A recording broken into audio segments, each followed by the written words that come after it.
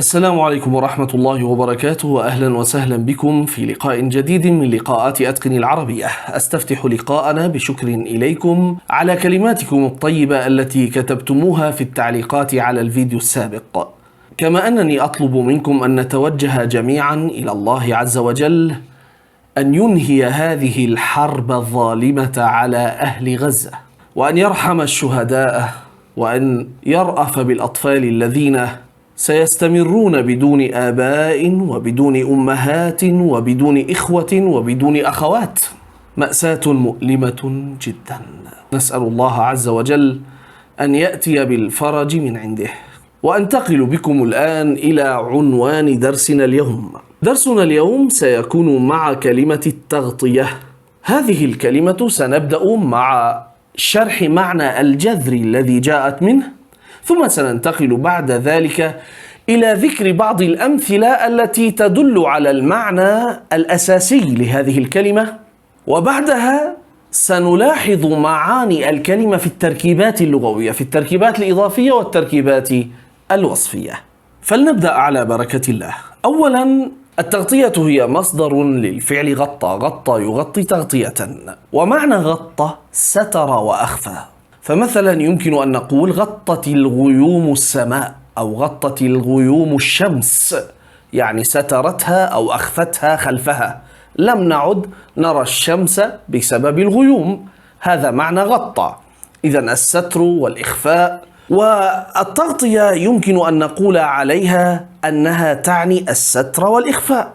إذا كان معنى غطى ستر وأخفى، فالتغطية هي الستر والإخفاء.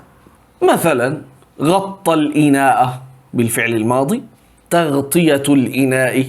تغطية الإناء مهمة حتى لا تسقط الحشرات في الماء الذي هو فيه. مثلا إذا كان عندنا إناء إبريق أو زجاجة ماء، نغطيها حتى لا يسقط فيها الذباب مثلا. تغطية، هذا معنى التغطية. الستر، الإحكام، بحيث لا تستطيع الحشرات أن تصل إلى الماء. كما أننا نستعمل التغطية بمعنى الستر. مثلا يمكن أن نقول كثرة الكذب لن تنفع في تغطية عيوبك التي أصبحت مكشوفة أمام كثير من الناس. هذا إذن معنى الستر والإخفاء، المعنى الأول أو المعنى الجذري لهذه الكلمة. ننتقل الآن إلى معاني نستعمل بها كلمة التغطية من خلال التركيب اللغوي. سنبدأ بالتركيب الإضافي. مثلا عندنا التركيب الآتي الذي ترد فيه كلمة التغطية: تغطية النفقات. هنا التغطية ليس بمعنى أننا نستر النفقات. النفقات يعني المصاريف التي تصرفها. النفقات هنا معنى التغطية تغطية النفقات. إذن هنا تركيب إضافي: تغطية مضاف، النفقات مضاف إليه.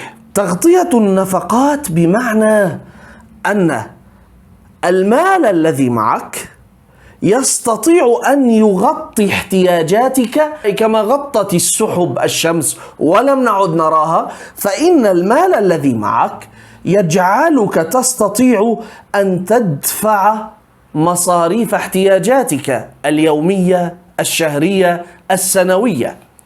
وحتى الدولة لديها ما يسمى تغطية النفقات.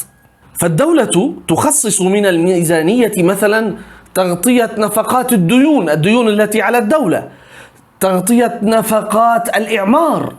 مثلا يمكن أن نقول المثال الآتي: تغطية نفقات الحرب على غزة تحتاج إلى مليارات الدولارات بسبب المجزرة الإسرائيلية التي ارتكبت بحق البشر والحجر.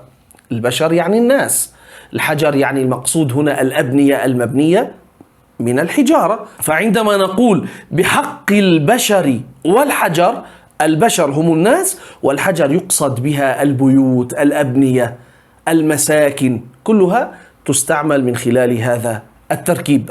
فإذا تغطية نفقات الحرب أي تخصيص مبلغ من المال حتى يدفع من أجل إعادة الإعمار.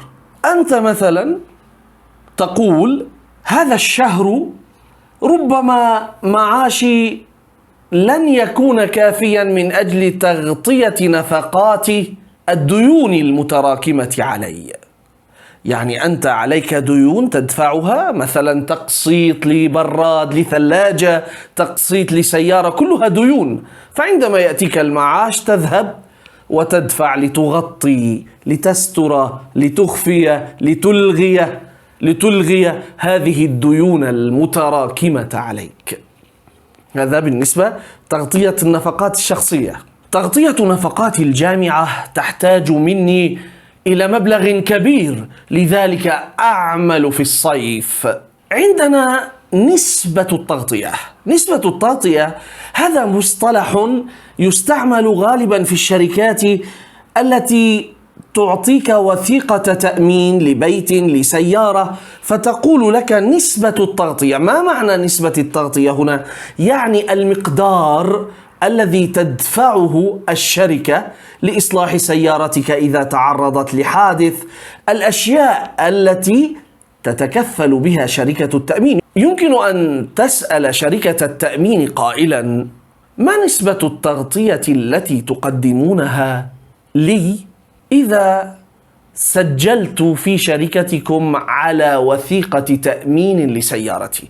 وثيقة تأمين للسيارة، تأمين السيارة يشمل ما يسمى التأمين الإلزامي الذي عليك أن تدفعه، والتأمين الشامل يقال تأمين شامل للسيارة، ويكون أن الشركة وقتها تكون متكفلة بدفع تكاليف الحادث، سواء أكنت أنت السبب أم كان هناك شخص آخر هو السبب في الحادث. مثلا أنت تقود سيارتك فتصطدم بسيارة أخرى لأنك تكون مثلا تعمل بالجوال، وإذ بك تفاجأ بسيارة أمامك فتصطدم بها. إذا كنت مؤمنا سيارتك تأمينا شاملا فالشركة تقول: نحن ندفع نسبة نفقات كذا وكذا وكذا.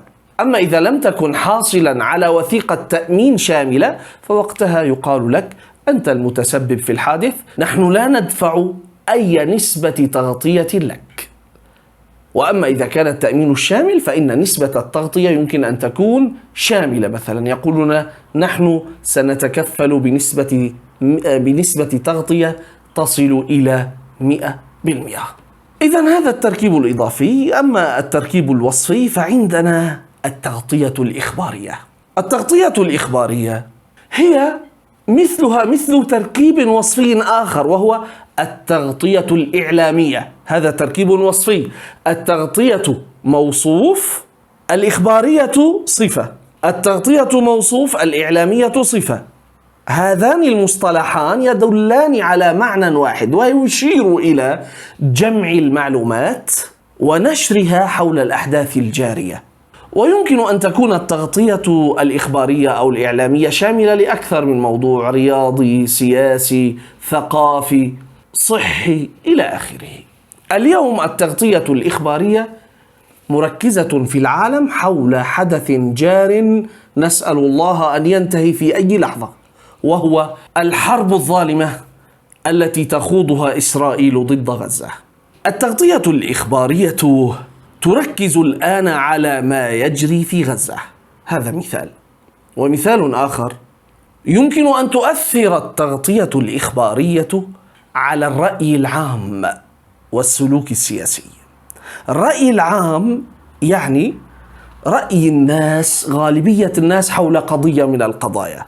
الآن كما نرى في العالم، نرى مظاهرات، ملايين من الناس تخرج في أمريكا، في كندا، في بريطانيا، في أندونيسيا، في باكستان، في الأردن، في العديد من الدول في العالم. يخرج الناس بالآلاف وربما وصلوا إلى الملايين بسبب تأثرهم بالتغطية الإخبارية التي يرونها حول إجرام إسرائيل وضربهم وقتلهم وتمزيقهم للناس وتدميرهم لمدينة غزة. فهذه التغطية الإخبارية استطاعت أن تؤثر في الرأي العام. يعني الآن غالبية الناس ترى أن إسرائيل هي الظالمة في تدمير غزة وقتل الناس وتشريدهم. هذا معنى الرأي العام. وكما قلت لكم المصطلح الآخر المرادف للتغطية الإخبارية التغطية الإعلامية. التغطية الإعلامية أي ما تقوم به وسائل الإعلام من جمع ونشر للمعلومات حول الأحداث الجارية. فيمكن أن نقول المثال الآتي: التغطية الإعلامية في كثير من وسائل الإعلام الأمريكية والأوروبية منحازة لإسرائيل، رغم ادعاء تلك الدول أنها مع حقوق الإنسان، ولكنها في تغطيتها الإعلامية لا تتأثر بأشلاء الأطفال ودمار البيوت على رؤوس ساكنيها. طبعا هذا الكلام الذي أقوله الآن ليس كلاما نابعا مني، بل نابع من كثير من الناس الذين يعيشون في الغرب من جميع الثقافات، من جميع الأديان. ترى الآن مجموعات هائلة يوجهون اللوم والنقد إلى دولهم لأن دولهم لا توقف الحرب ضد المدنيين، لا توقف القتل والتشريد ضد المدنيين في غزة. وهناك كثيرون ينقدون وسائل الإعلام، أي التغطية الإعلامية التي تقوم بها وسائل إعلام كبرى في الغرب، يعني في أمريكا وأوروبا. فهم يرون أنهم منحازون.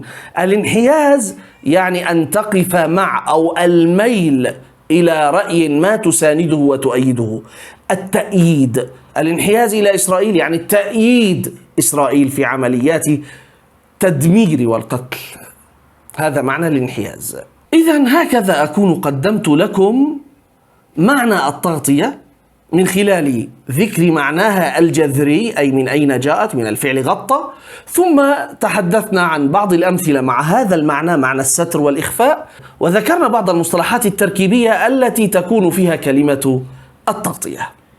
أتمنى أن يكون الدرس مفيدا لكم، وإلى لقاء جديد من لقاءات أتقني العربية. أستودعكم الله الذي لا تضيع ودائعه، والسلام عليكم ورحمة الله وبركاته.